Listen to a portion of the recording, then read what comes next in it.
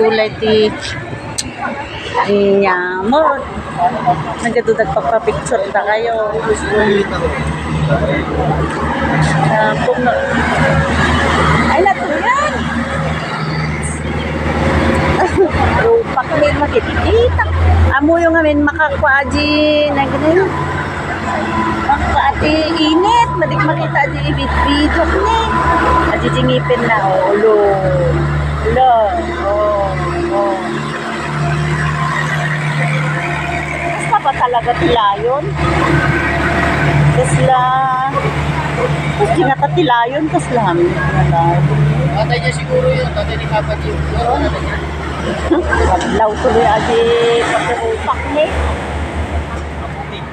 Lala. Apa man ko man. Kita man no kabututeng. Na man mo maala. Niya mo dati nakasama kanya. Sa no tabalik ka di dati cellphone na ya. Takno madin. Nakasama kanya. Sige ma'am, basahin niyo man natin. This lion statue sculptured on a natural solid rock is a product of the Lions Club of Baguio City. Conceived and started by District Governor Luis Lardizabal. When I was young pa to ha.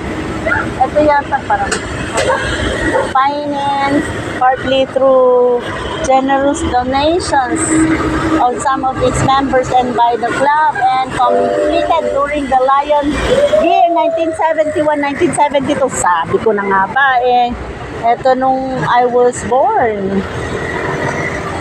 I was born. Don't say bad words. Nagadado da dito ay ITG paglalabanan da no sino tinag-sculptor ditoy nagadog claim that time pagtawa nag-claim man titagan ni makasalita yung tiko ate ni gana man aji ngipon na naglay ha ay naglaing data ngipin nangin mabuti nga aji ni jingi ngipin na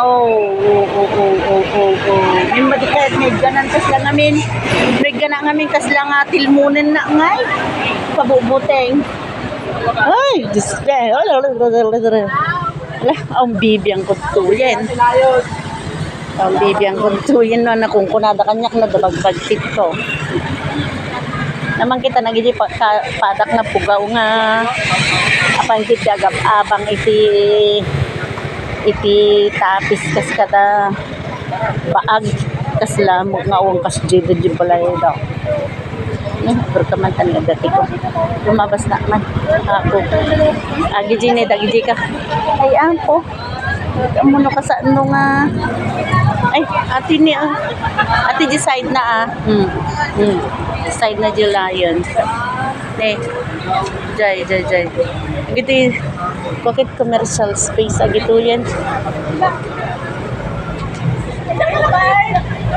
ito man ta baliktad man nato ito